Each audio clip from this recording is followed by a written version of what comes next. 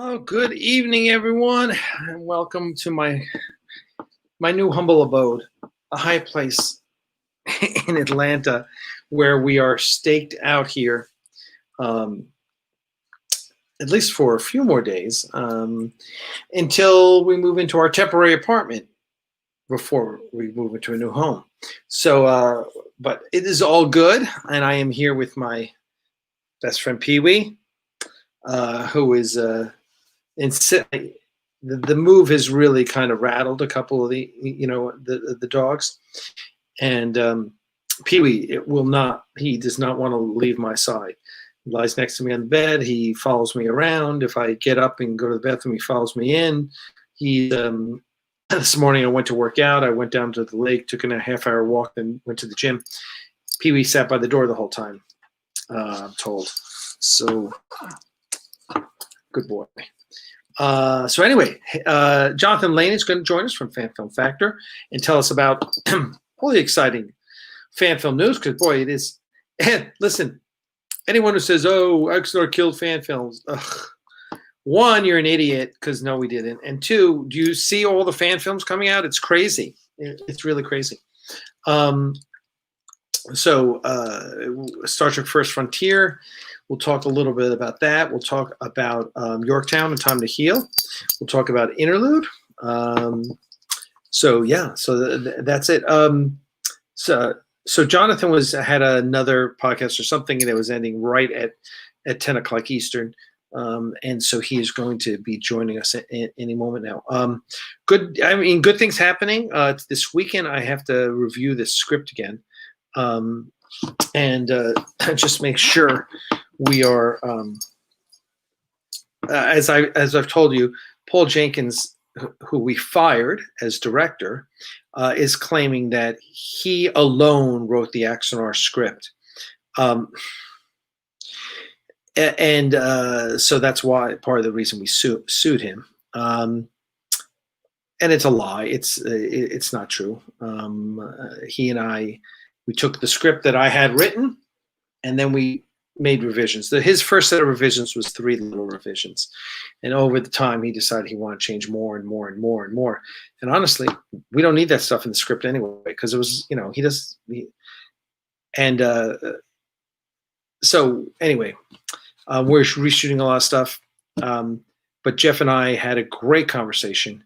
We decided how the time frame that we need to shoot, and we were literally going to shoot the 2 days in Atlanta, fly out to LA, shoot 2 days in LA, and be done with it. So it's kind of like I think it's 8 days in total, including prep days. Prep, shoot, prep, shoot, travel, prep, shoot, travel. 8 days total. And we have tentatively got it penciled in for the end of September. So we're going to, end of January. And so I'm going to start working on the actors, confirm availability for when we want to shoot, get signed contracts. Never really have to worry about actors. It's usually directors who are a pain in the ass. Speaking of pain in the ass. Here I am. Lane, how you doing? Your timing is impeccable. How are you doing, man? What were you doing? What were you up to? You were making political cold calls. My brilliant career now is helping District 4 Council Member David Rue get reelected for the next 33 days. Oh.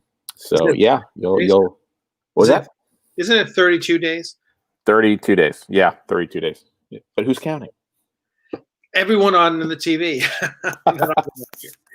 Yeah, so I basically said I've been sitting in this exact same chair with these exact same earbuds on for the last 4 hours, saying, hello, is Alec there?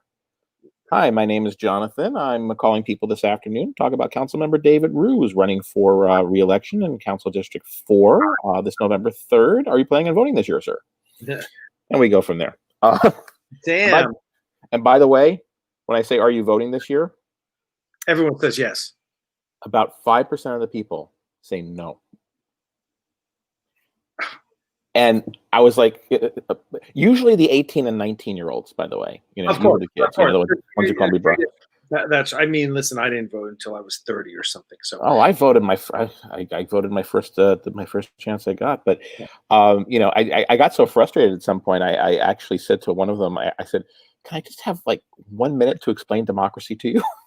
Yeah, it is. Well, listen, traditionally, about 40% of the population doesn't vote, or is it only 40% of the population votes? No, I think that's more like 40% of the population votes. I think votes. Yeah. So that's 60% that doesn't, and I mean, I just think that's and then I just feel like, well, if you didn't vote, you should be legally banned from ever commenting on anything. How you can get more people to vote? Be very simple. How? Pay them to vote. So if you vote. Pay like they do. I think in Australia, if you don't vote, you get charged a tax. Yeah, which honestly, I don't think I never really agreed with that. Although I understand, but it's a sort of carrot stick thing. But you know what? Give somebody a $25 credit on their taxes. Yeah. And even people who don't pay taxes, like, well, then you'll get a $25 refund check.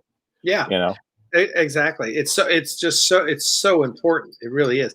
I think it's going to be crazy. The turnout this year is going to be enormous. I think it's already amazing with the Battlestar already sent out. Doggies and hotel rooms, folks. Doggies and hotel rooms. And now Alec is muted, so that I have to go and entertain you all for the next however many minutes till the dogs are quiet, and then Alec comes back. So. How's everybody tonight? How y'all doing? It's Friday night.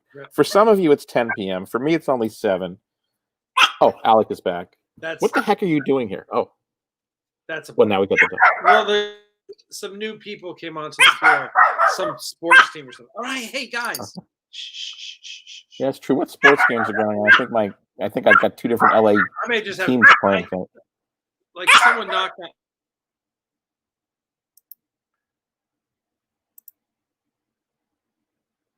All right, hold on. So what are we going to talk about tonight, Jonathan? What are we going to talk about? Well, first of all, I need to find you. Suddenly, I just left my Google thing somewhere else, and I can't find my window with you in it, so I don't even know what I look like right now. No, there's one. Well, let's see. Let's see if I click on the link again, will it go back to the link? Well, let's see. No, now I have to enter it again. Oh, hold on. No, I don't know where you are. That's very, very. You just go to a different page. Yeah, this is very funny. I literally can't see you anymore. I went to a different web browser page. But what are we going to talk about, Alec? Well, not being able to see myself, I'll just have to remember what I was going to say. Well, we can talk about Interlude. We can talk about Axanar. We can talk about Fan Film Factor and my brand new Patreon. Why don't we start with talking about First Frontier? You know how that's gone. I think they did. They came out of the gate really hot. I noticed now they have 704,000 views, which is awesome. Really amazing. I think it's slowed down significantly. Well, I think what happened was a lot of people watched it, and I think eventually you kind of the bungee cord gets stretched out a little bit. Yeah. You can't climb this way forever, and it's just. As Donald Trump says, it is what it is. I think they did a great job. There may actually be some more views happening at some point moderately soon, because there's going to be a new sound edited version. So as I'm sure you know, pardon me, Kenny Smith released it, and the sound was a little bit off in some places. That's an understatement. But it's it was a bit of an oversight, and so you had some sound levels that were a little bit too high and some that are too low. I mean, I was watching it on my TV in the other room, and I had to constantly pump up the volume, then pump down the volume. So a number of people offered to help him fix that, including yours truly. I offered to help him, and then. He got 2 offers from 2 of my Fan Film Factor readers, but he had another friend who came by, somebody he knows. So anyway, that person is going to help him out. So he's redoing the sound. I don't know how far along that is, but I saw a photo of the 2 of them working together about 2 weeks ago. So. Steel Wolf 13. There's 2 channels. There's the Axanar channel, which you can certainly watch this on. Or there's the Aries Studios channel. Aries Studios channel is where we do the bulk of our live streams. Generally, Axanar Confidential is the only live stream we do on the Axanar channel. So make sure you check out both channels. Just have those both bookmarked, Axanar and Aries Studio, and you'll be good to go, sir. Make sure you get notification. Click the bell icon to get the notifications, and make sure you select all. There. So anyway, there you go. Power 543 says, I just finished my many VFX shots on Ray Tessie's newest fan film, USS Congo. Very cool. We would love to see it, and I'm sure do you know anything about that, Jonathan? No, actually, I don't know too much about what Ray's up to at this point. We haven't chatted in a few months. But yeah, sure. Reach out to me through the website. Let me know when it's coming. I'm always happy to interview folks. And absolutely. Power 543, you reach out to Jonathan. Yeah. Hey, Alec, it's really bugging me not being able to see me and you together. So I'm going to re-enter your broadcast studio. You might see me twice. Yeah, that's fine. In which case, get rid of the first of me. Let's see what happens. Then you can re-enter. Yeah, there I am. I'm fine. Okay, we're good. Good? Yeah, except now I can hear myself. Oh, now I can't hear myself. That's good. All right.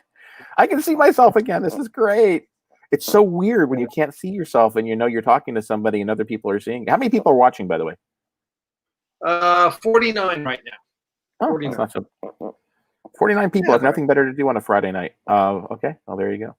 But anyway, yeah. So I thought First Frontier was great, by the way. I mean, did you like it? Yeah, I've only gotten through. To be honest, I've only gotten through half of it so far. But yeah, I mean, I appreciate it. How we were moving was a little difficult. That's true. I really wanted to see it on I started watching it on my big screen, and which I can't do now.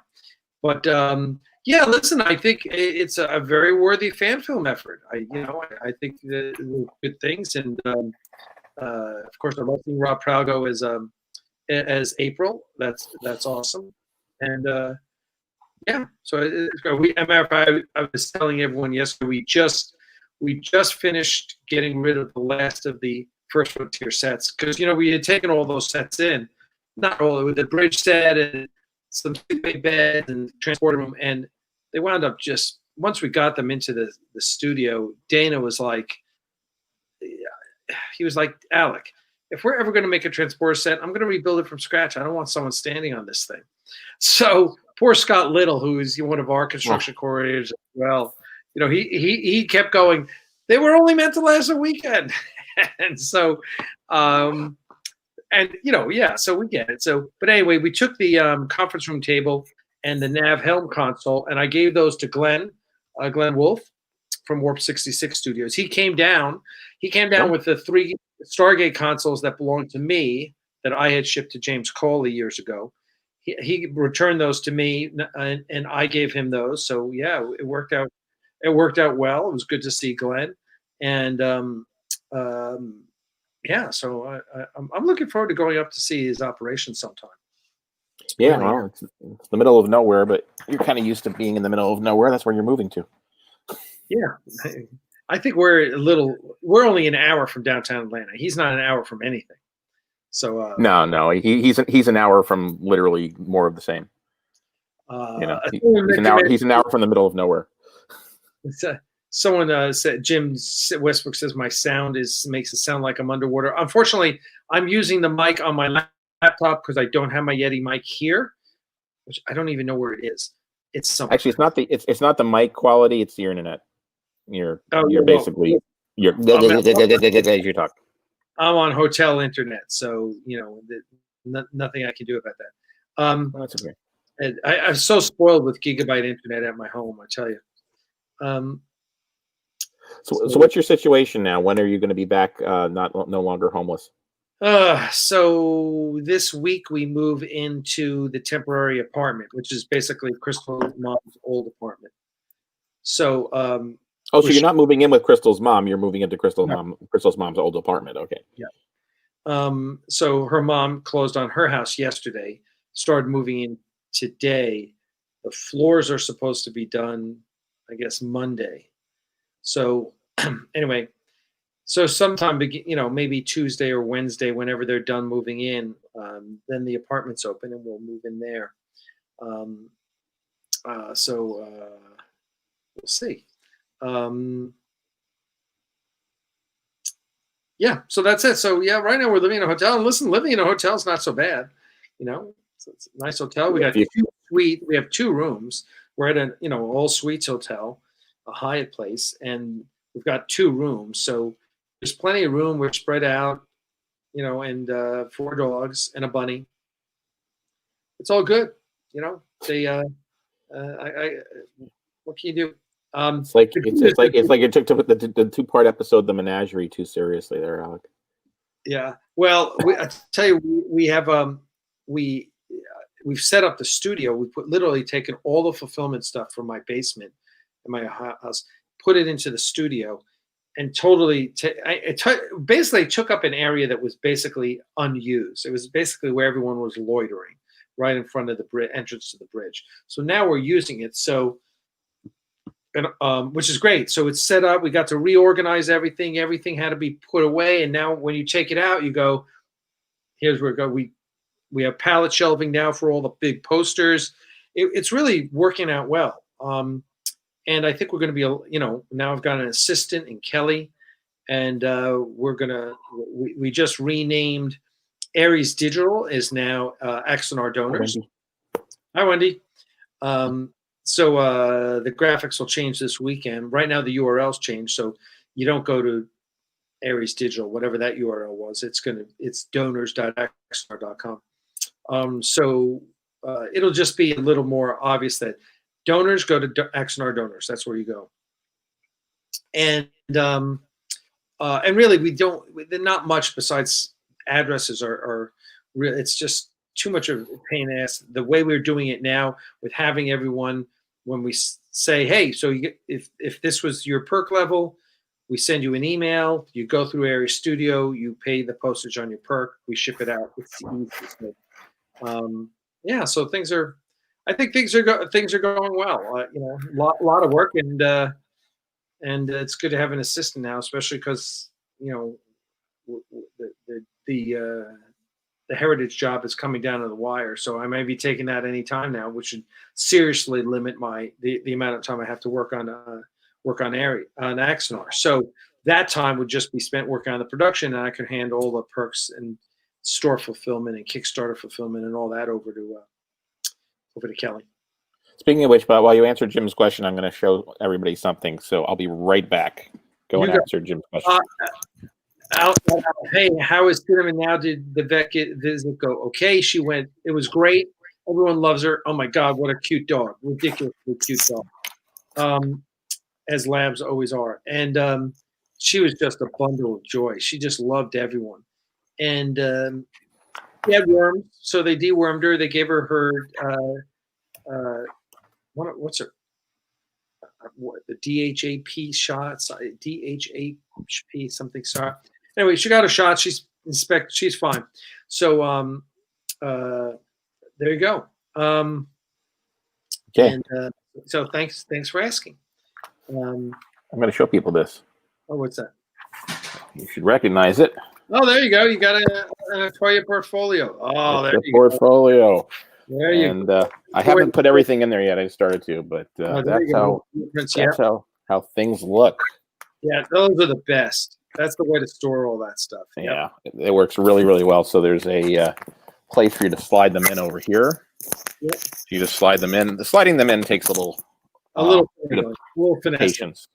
Yeah. But you have to be nice about it. But anyway, yeah. So folks that got the blueprints, which are still available, if you go to the Aries store. Yeah, we just sold a couple this past week, and I really need to start advertising them on Facebook. And it's so fun. There's no one in the room next. Over here is the other room, and which we don't use, but the bunny's in there. So every once in a while, I hear something going. Oh, that's right, it's the bunny, who's ridiculously cute. Bunnies are supposed to be cute. They're like tribbles, I mean, that's the whole idea. They are absolutely tribbles. So yeah, it's interesting. But so all right, so let's talk. So First Frontier. Anything else about First Frontier besides everyone should watch it? Yeah, well, no, I think first of all, I think First Frontier, turned out really, really well. I know that, and anybody who didn't listen to the interview with Kenny Smith and his director, his producer. And I'm drawing a blank on the name of his producer now. Oh my goodness gracious. I'm so sorry about that. But anyway, I had a wonderful audio interview with them. But the main thing for that was that Sam Cockings came in very much like the Mary Poppins of CGI that he is. With his umbrella, he basically just landed. Who's the one who hooked that up? Me. Yep. By the way, I'm also repping Samuel. I was contacted recently by Matthew Blackburn. That name might not sound familiar to you, Alec, but hopefully it will soon. He is the fellow in, I think it's like in Victorville or somewhere out in the Mojave Desert. But he did Survivor, Survivors, Last Survivor, and about a month ago or so, I haven't covered this one yet, a new one called Left Behind. So you can probably see a theme with these fan films. Was that? These are Star Trek fan films? All Star Trek fan films. His first one was almost 10 years ago. Oh my gosh, wow. But he's actually a very good filmmaker. He gets a lot of coverage of scenes, so he's almost all outdoors. I mean, he doesn't have a bridge set to film on. So almost every time somebody gets stuck on a planet. And it's a life or death situation. But but there's a great, his first episode called Survivor, which was done like literally 10 years ago. This guy gets stuck with a Vulcan who's also a survivor on this planet, and this guy's really wounded, and so the Vulcan has sort of helped him out a little bit, but he needs food and water to continue living, and there's not enough for the human there, and there's not enough for both of them. And so what does the Vulcan do? Well, obviously, there's more of a chance that the Vulcan, is going to live and survive. So he basically says, no, you can't have any, which logically makes a lot of sense. But, it creates this very interesting, but how could you not help me? Because the needs of the one outweigh the needs of the other one, whatever it is. But it's a very intense episode because the two of them end up battling because, it's a life or death situation for both of them. But his stuff is good, and his most recent one came out a month ago, I guess. I haven't covered it, as I said.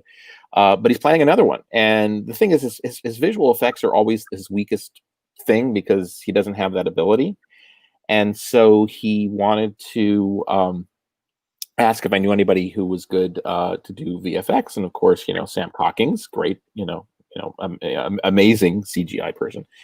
He doesn't charge very much. I mean, and I know you're not supposed to pay anybody for fan films, but the thing is visual effects are kind of they have to be the exception to the rule because they're too time consuming. When you take somebody that amount of time from somebody, you have to it's like pizza. They're not going to deliver the pizza for your production for free.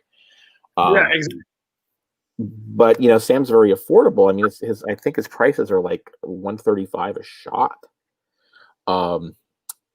So he's very he's very good at what he does. You're not going to find that anywhere. The problem is that Matthew was uncertain. He didn't even want to pay that much because he didn't have any money.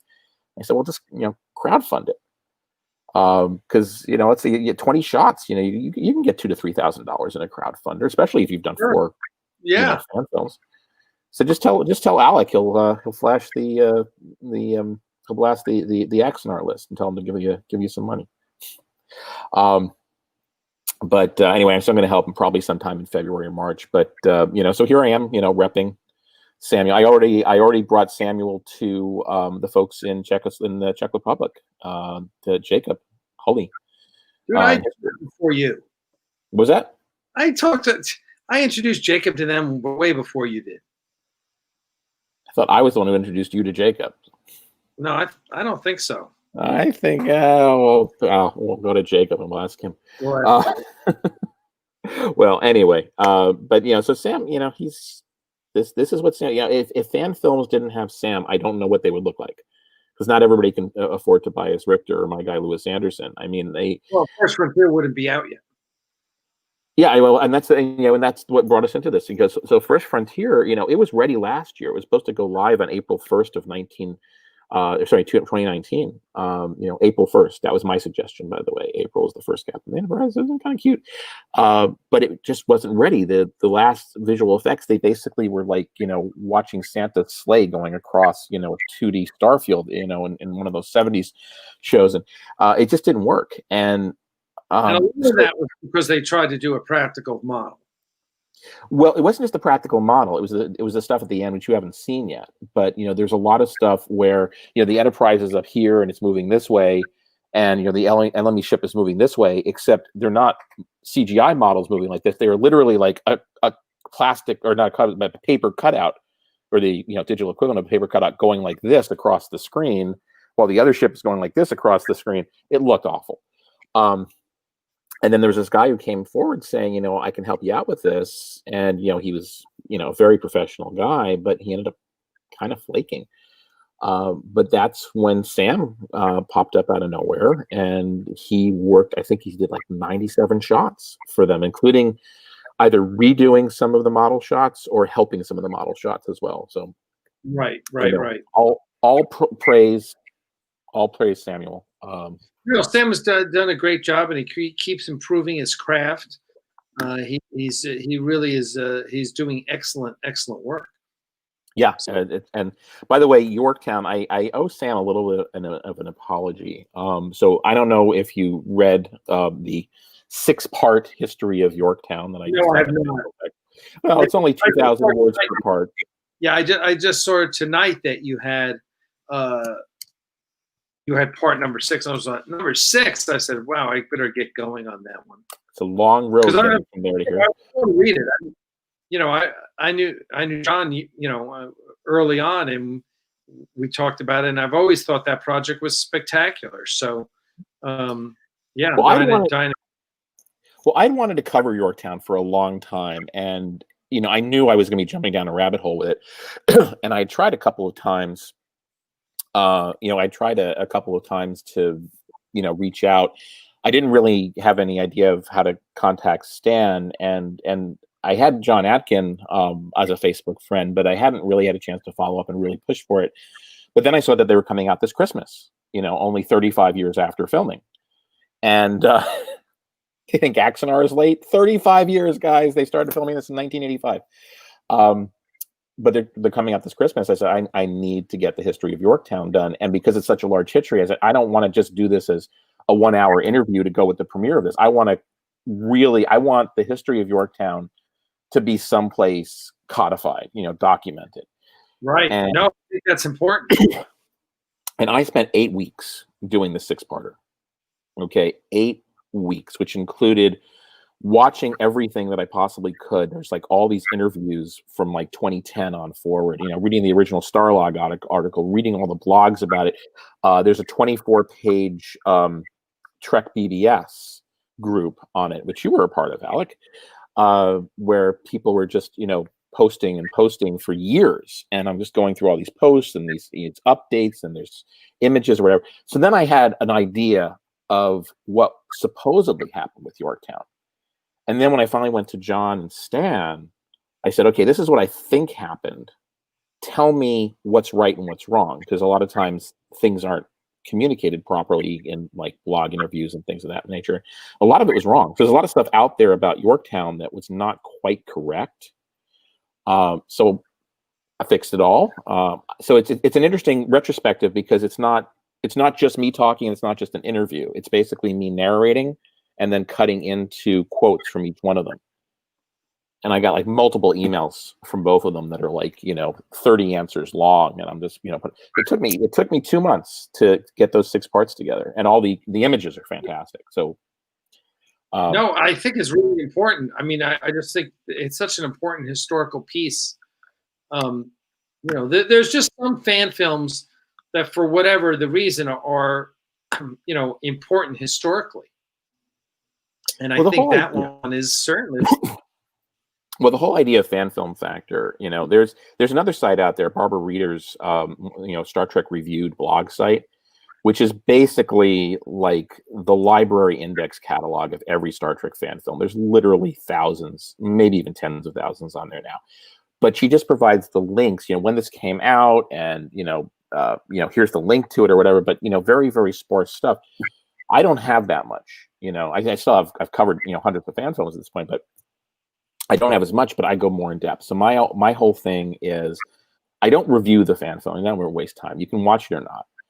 I tell the stories of getting from there to here. I basically go to the creators if I can. If that's not possible, I research as much as I can and say, look, this is how it got from the idea to the film, and here's the film.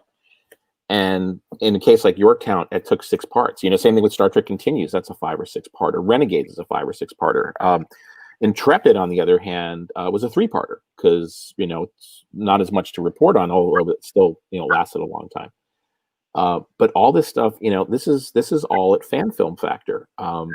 Which, by the way, before I get back to Sam in a sec, I just want to mention, and this is the first anybody's hearing of it. I am going to be launching, as of next week, a Fan Film Factor Patreon. And the reason that I'm doing that is it's costing me about $400 a year to keep the lights on for Fan Film Factor. The domain registration, hosting, SSL certificate, and extra tech support. $400 a year. I make about $200 from the ads. So I'm losing about, what's that, Alec? Oh, okay. You make $200. Yeah. That's pretty good. I make $200 from Google ads, which is great, but that means it's costing me $200 plus, all the free time I'm putting in to keep this blog site going. Now, it's a labor of love, but at this point, it's also COVID-19, and I'm working 4 hours a day as a phone caller for a candidate, and that's going to stop in another month or whatever. So we don't necessarily have the $200 as easily available as we did for the last few years. So anyway, I'm asking for a little bit of help, and even $1 a day, $1 a month from like 18 or 20 different people, and I'm covered. And if I get more than that, then hey, I can start saving for Jaden's college. But anyway, so there we are. So that's going to launch on probably Monday or Tuesday. Haven't decided which yet. And it will be launching with, are you ready for this, Alec? My 1,000th blog. Oh my God. 1,000 blogs. Yep. Holy shit. It's a lot of blogs. I discovered about 6 months ago or so, I was at like 928 or something like that. And I was like, I got to keep an eye on that because I got to do something special for my 1,000th blog. And then, when the pandemic hit and, I'm starting to realize I really need a little bit of help here. It's like, okay, you know what? Let's launch a Patreon just as I'm doing my 1,000th blog. So that I've got one more blog to go on Saturday morning. The Exeter auction, Starship Exeter auction, is going to be the blog that comes out. Has anyone bid in yet? No, but you know what? I talked to Alec about this, and I forgot to mention to you folks. Hold on for a quick second. Pardon me. I think I just lost you again. Yeah, something just happened. Oh man, I still have you. Yeah, Alec? You're here. Yep, you're here.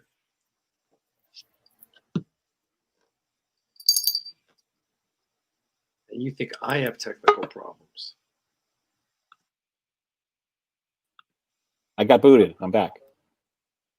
There you go. Can you hear me? Yes. I can't hear you. Okay, hold on. Let's see. Are we muted? We're not muted. You're coming through fine. Can you hear me, Alec? Mm-hmm. Hold on. You can hear me. Okay, I can't hear you. Why is that? I don't know. Boomer. Should I try to log out and log back in again? Do that.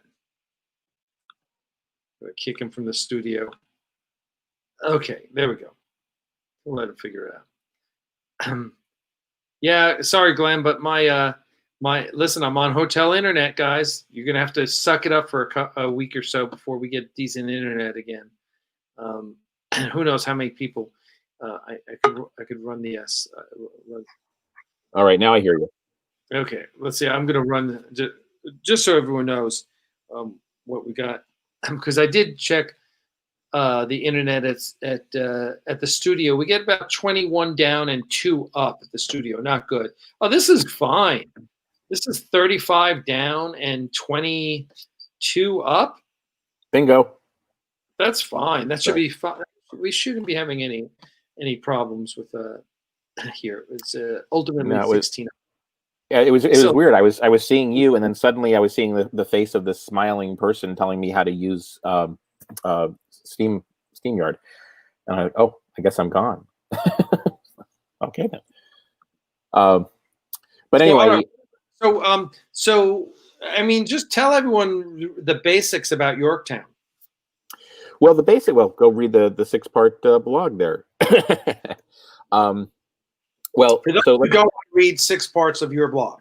It's only 2,000 words each, so it's only a 12,000 word blog. But the thing is that it's a really fascinating story. So in a nutshell, Stan Wu, at the age of 20-something in 1985, he had finished a high school production a couple of years earlier called Yorktown in Temporary Command, and it's nothing he really wants to share. It was a bunch of kids in school, corridors. If anybody wants to see, it's like it's not what you think it's going to be. But he wanted to do it for real. He wanted to really make a fan film. And so Stan's cousin, distant cousin, but cousin anyway, was a fellow by the name of Michael Wu, who was a council member, or was running for LA City Council back in 1985. And one of the people supporting his campaign, also a major Asian American in Los Angeles, was George Takei. And so he'd sort of been a friendly stalker of George at conventions and parades, and after the Chinese New Year parade, he'd always be there at the end to say, "Hey George, how you doing? You want to talk about Star Trek?" And George is always great. He'll talk to any fan for hours and hours, and literally for hours and hours. If you ever talk to George, eventually you want to like sort of nibble out off your own arm just to kind of like, okay, I'm done. I need to get away. I need to pee. But we love George, and anyway, so he wanted to make this fan film, and Mike Wu, his dad was working on the campaign as well, and Mike Wu was having this charity or fundraising event or whatever, swanky place, and everybody knew that Stan was a big Star Trek fan, so he asked his dad if he could come along to this major fundraiser thing, and Stan said sure, and they all knew that he was coming along to see George, but that was fine. And so he goes to get a Burgundy at the bar, and because he knows that George loves wine, and he goes over to George and he hands it to George, and once again introduces himself, but he didn't need to because George at this point recognizes this kid has been stalking him since the age of 12, and so they start chatting. Thank you very much, and so they're chatting, and Mike does what he planned to do at that point. He says, "I'm filming a Star Trek fan film, and I'd like to know if you'd like to be in it as Sulu." And to Mike's total shock but delight, George said, "Sure, just send me the script." And it was as easy as that. And so he handed him the script the next time he saw him at a convention, probably a few weeks later. He wrote a part for Sulu into it. And George was like, "Sure, I'll do it." And now this is while he was filming Star Trek 4. But it wasn't a contractual thing. He wasn't going through an agent. It was a favor for a friend. And so suddenly George Takei was going to appear in Yorktown: A Time to Heal. And so at that point he took off the 2. It's going to be Yorktown 2. Before that, he's like, now that I have George, I don't even want to acknowledge anything I did before this. And so he came up with this. They did about, I think, 10 shoots in various areas of Los Angeles, a lot of them in the Angeles National Forest, including they filmed Sulu's scenes at a place that was about 3 miles away from where they filmed the First Contact scenes with Zefram Cochrane.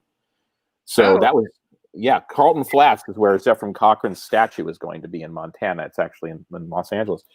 And in another place, Cialto Flats or something like that, which is like literally 3 miles away, is where they filmed Sulu scenes. And if you look, you'll see it looks just like Montana, because it's Los Angeles has every environment you could possibly want. So they filmed a bunch of stuff with George and with a bunch of other people, and they were filming on like this, I think it was like 8mm, like Super 8 kind of stuff, where you basically only had like 2.5 minutes of film before you had to cut and change film. So they couldn't just keep rolling. And what was really funny is that one of the people who was helping him out, a very good friend of his, played one of his admirals, was a woman by the name of Laura Victor, who was Leonard Nimoy's assistant, his actual assistant. Yeah. So she was there, and she went back to Leonard, who was busy directing Star Trek 4 at this point. By the way, Laura Victor was also the voice of the Enterprise countdown computer in Star Trek 3. Wow, very cool. Yeah. So she's also in. There's so many people who are in Yorktown. It's hilarious. Johnny Cochran's ex-lover, who's the baby mommy of his son, Johnny Cochran, the lawyer from O.J. Simpson. Yeah. So she's in this. His ex-lover. Her name is Pamela. Patricia Cochran, I think. But she's in this. It's like so many people who are in it. It's hysterical. Anyway, but Laura Victor was that not Laura Victor? Well, whatever her name was. Anyway, but she was in this, and she went back to Leonard, and she said, "Why are they changing film reels every 2.5 minutes? Why can't they just do a long take?" And Leonard's like, "I have no idea," because Leonard had never used cameras like that. His Leonard cameras always, we filmed for 2 hours. You care. But anyway, so they did like 10 different shoots. There's a great photo of George drinking a can of New Coke. And this was literally 5 days after New Coke came out, and his dad got like a case of them. Everybody wanted to try New Coke. So there's a picture of George Takei in part 2 of the blog where he's actually like probably having his first ever taste of New Coke. Oh, that's scary. So anyway, things went for 1980, went 1985 was great. 1986, they had to stop for a little bit. They wanted to get another big name star. And eventually, Stan was able to convince the agent for James Shigeta. And James Shigeta has been like everything. You just, when you see him, you'll recognize him. I mean, he was in Airwolf. He was in Babylon 5 at one point, but he was also in Midway, which was at that point Stan's favorite, movie. But they can Admiral Yamamoto. Yeah, and now he's playing Admiral Nagura in Yorktown, A Time to Heal. So, two major stars. Continued filming in 1987, and then his grades started suffering at college because he was spending all this time doing a fan film. You understand how that works, Alec. And his dad, who was producing it, had given him about $10,000 at that point. His dad said, "You're done. Your fan film is done because your grades are sucking." And Teresa Victor, that's it. That was her name, not Laura Victor. Laura Victor is a friend of mine. No, Teresa Victor. And anyway, it was Teresa who at this point became kind of like a godmother to Stan. She never had a kid, and she sort of saw Stan as like this, adopted child of hers. And she said in 1987, she said to Stan, look, I hate to be honest with you here, but your film's not that great. I mean, it's a passion project. You work so hard. It's great. You're not going to change the world with it. You need to continue with college. You need to concentrate on your grades. Your dad is right. And it was a hard lesson for him to learn. But Stan ultimately, he still worked on it a little bit kind of quietly in the background. And he actually kind of tricked his dad into paying for some more of the film conversion. Because like I said, I have to do it for school. It's a project. And he's like, okay, and because he's in film school. But anyway, so he kind of worked at Yorktown on the QT. But anyway, so everything was sort of in this one duffel bag. All the canisters and all the film reels that because they had to transfer it to larger film reels, so it wasn't like a whole bunch of little ones. And everything was in a duffel bag. And there was also like a video Walkman at that time. And so he had transferred some of it to the video Walkman so he could work with his director, Dahan, to basically, try to edit it and figure out what scenes to do which. So they basically had all this stuff in a bag. Actually, the Walkman wasn't, but all the other stuff was in this duffel bag. And so in 1989, he was going to start doing some ADR, recording the voices, because like George Takei's voice wasn't being picked up because it was too far away. So they have to get him in the studio to re-record it, loop it, the stuff. Anyway, he goes and he opens up the closet in his room. He's a freaking pack rat. And it's not in the closet. It's not anywhere. I mean, he is tearing that closet apart. He's taking everything out. There is no duffel bag there. And he can't ask his mom or his dad if they've seen the duffel bag with all the film in it, because as far as his dad's concerned, he stopped working on it 2.5 years ago. Right. So he's screwed. He can't find it. Well, there's only one other place other than the closet that it would have been, and that would be in the trunk of his car. Oh, God. Well, the problem is his car had been stolen 2 weeks earlier. Oh! All of that footage, all of that irreplaceable footage, and the only copy left was this dinky little VHS transfer to a video Walkman. And so anyway, this is the way it was in 1992 and 1993 when they looped George's voice and James Segata's voices and a bunch of other voices. They had to loop it off of the stuff on the Walkman. Oh my 1995 happens, 1995, 1996, somewhere around there. And Stan has now gotten married. He's moving out of the house.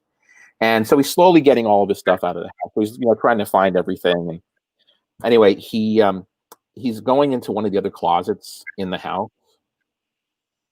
And what does he see in the closet but the duffel bag with all the original film in it? Oh my God. It's been missing for over half a decade. It's been missing for like 5 or 6 years, 6 or 7 years. And there it is.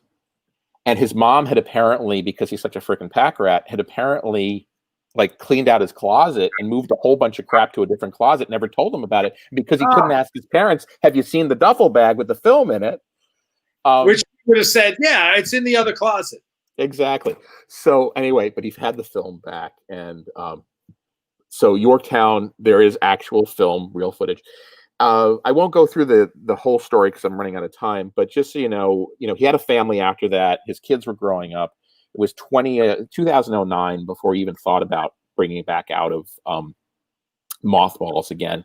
And he was actually at a soccer game for one of his kids, and he was at a Denny's while the kids were, playing. And one of the other fathers was there, and he was a Hollywood writer. He'd actually written one of the episodes of From the Earth to the Moon, Tom Hanks thing. So, really? yeah. I can't remember the fellow's name was, but Paul something or other.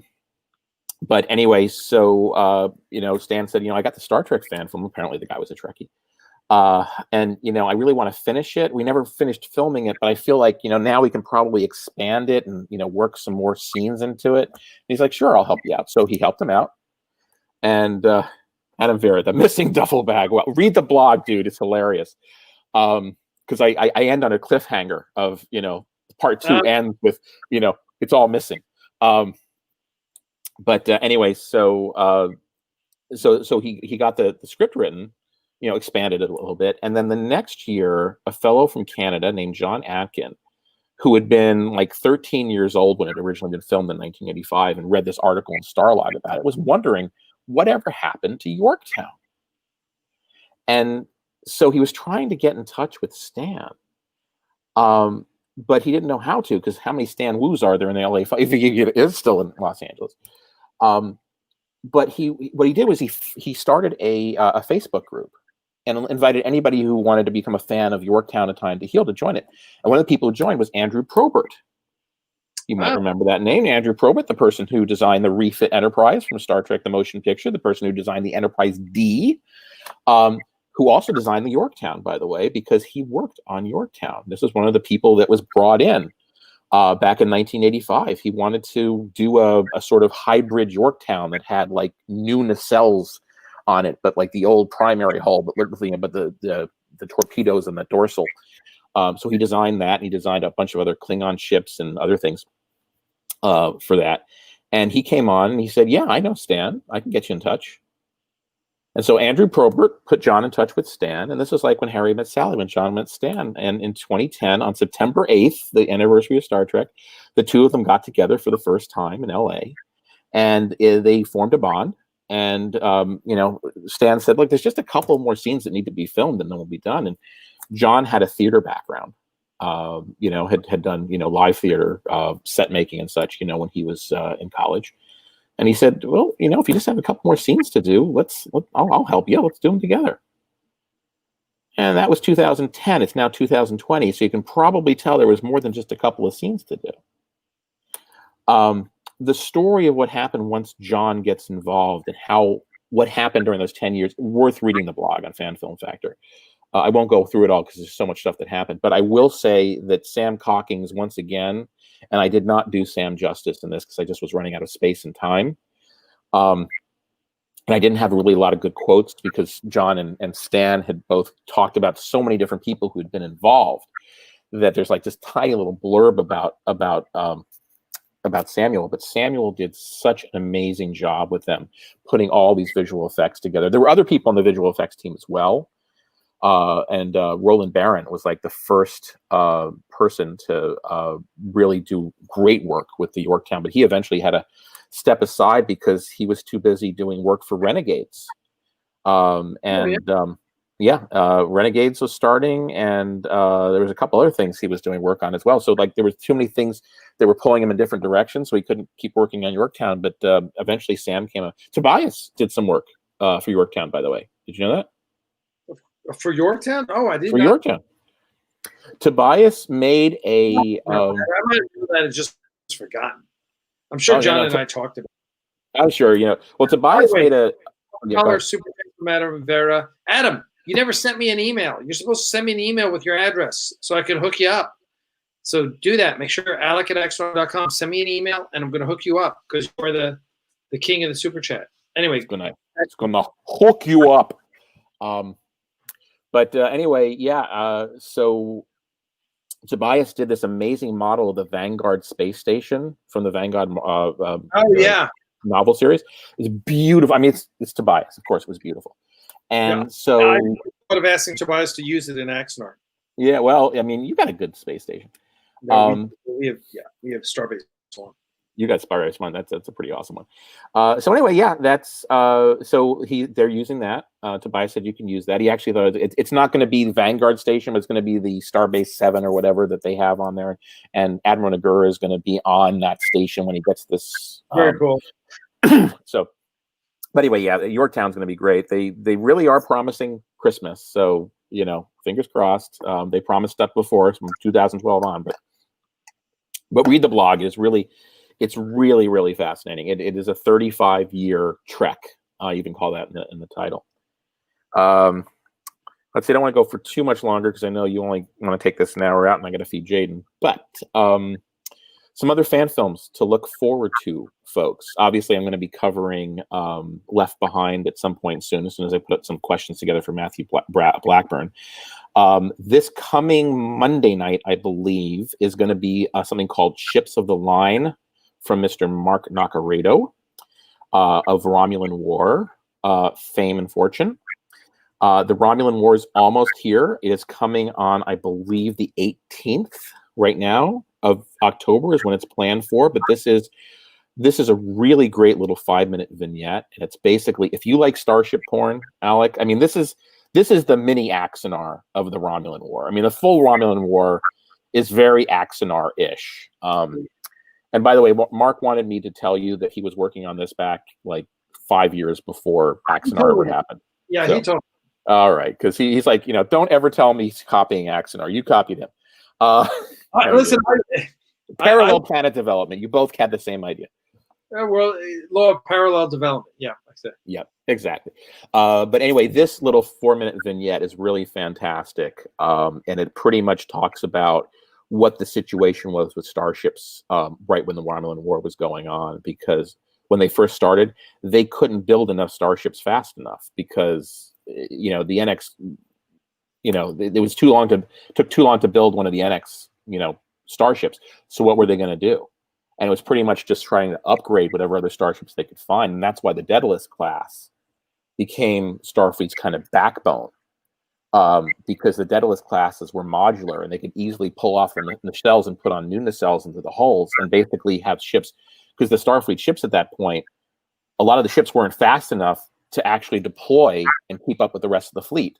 So, you know, the fleet would get there in like, you know, a day or whatever, and like 3 months later, the rest of the fleet would show up because, you know, they didn't have those fast engines.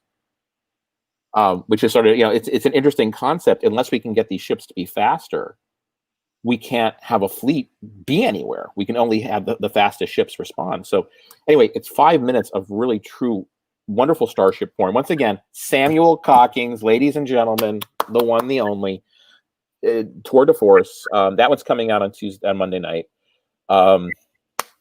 Following Sunday night is going to be Unrest, which is David Chang's next film. You know, he's the guy who came out with The Human Adventure, where you know, everybody was in the TMP uniforms. And then he also came out with that pandemic film where Kirk, Spock, and McCoy are basically having a Zoom call. Yeah, right. So, you know, the same people, you know, Longo, Michael Longo is still going to be playing Kirk again. And anyway, so that looks good. And then Pacific 201 is still supposed to be coming out very, very, very, very, very, very soon now. Nobody tells me when.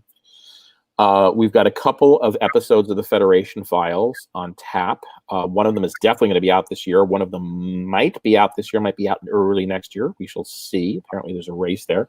As you said, there's something coming out from Neutral Zone Studios, which will be great. Oh, there's Mark Edward Lewis. Mark Edward Lewis. How are you, Mark? Hey, Jonathan Lane. Mark Edward Lewis, who's making me lots and lots of money. Thank you, Mark.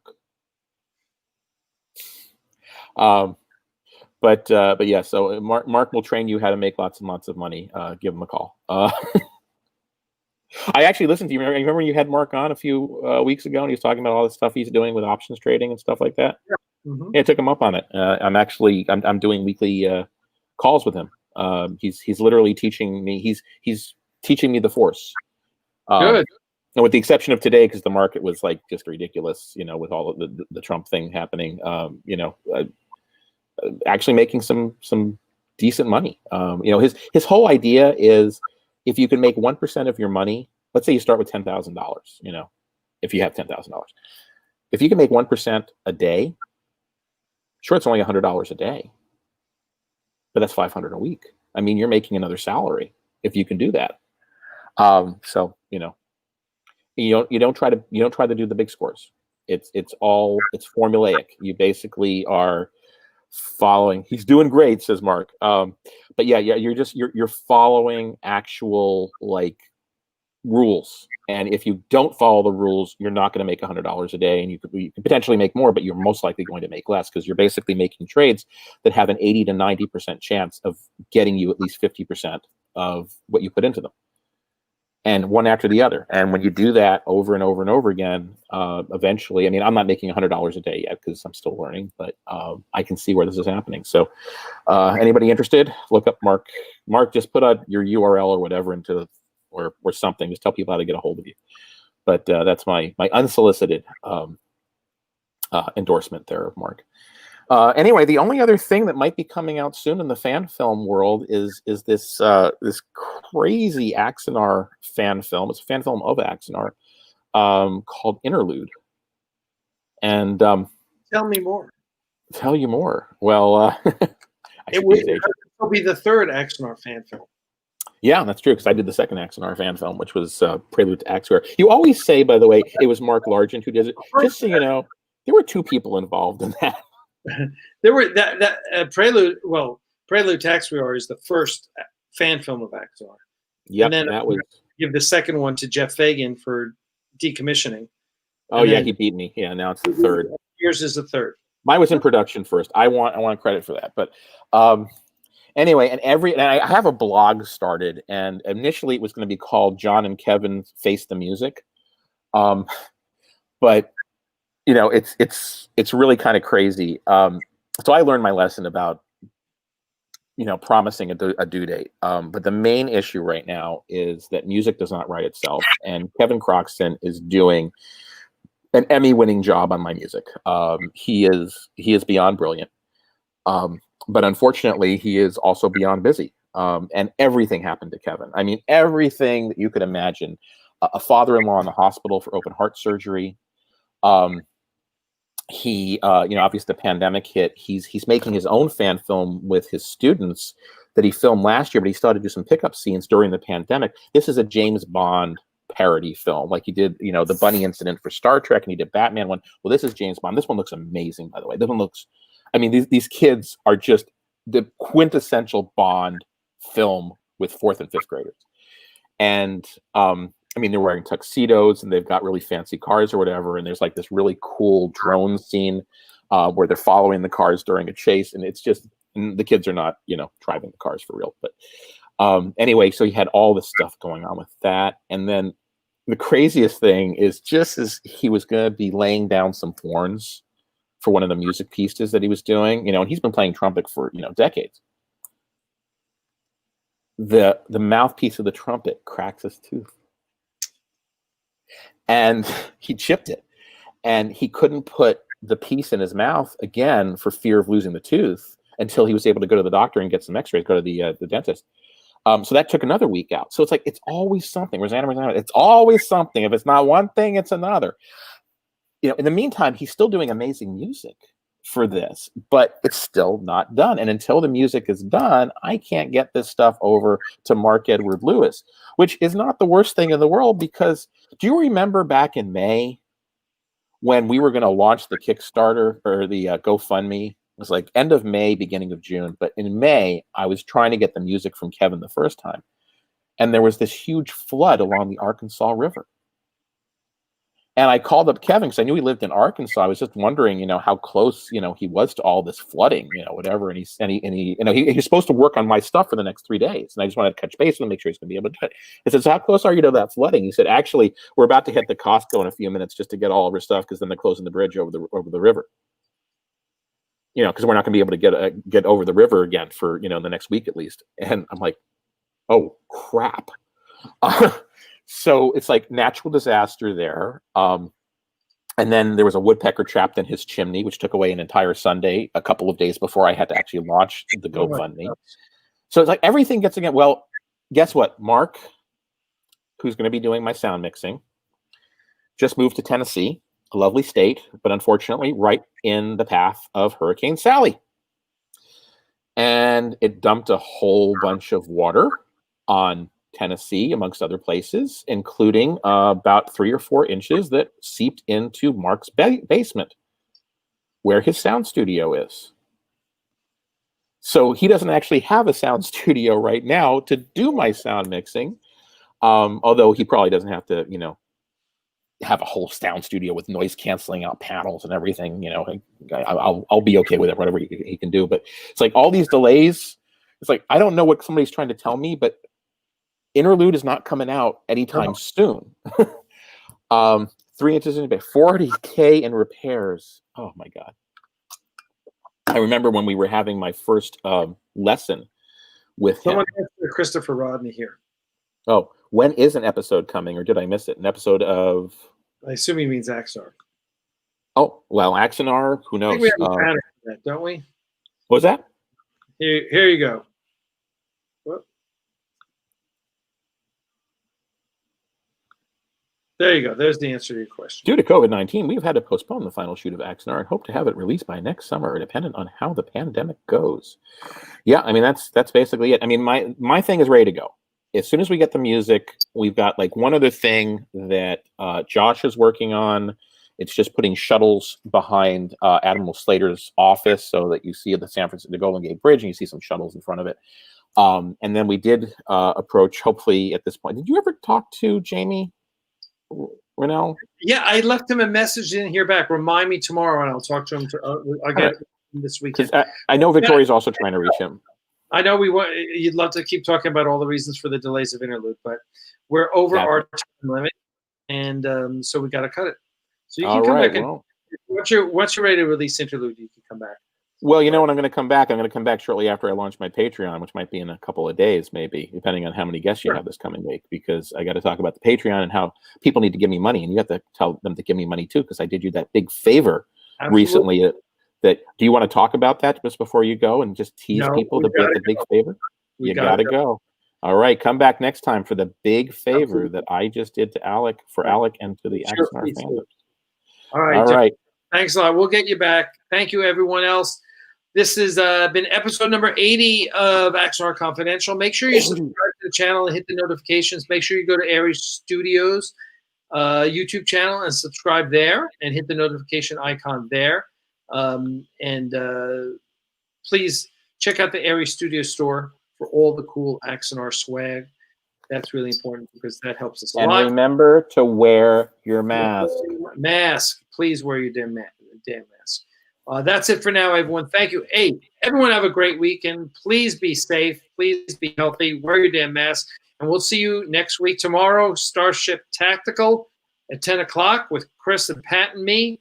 And then 2 Geek Girls on Sunday, right? 2 Geek Girls on Sunday. So that's it for now. Thanks so much. Take care. Live long and prosper.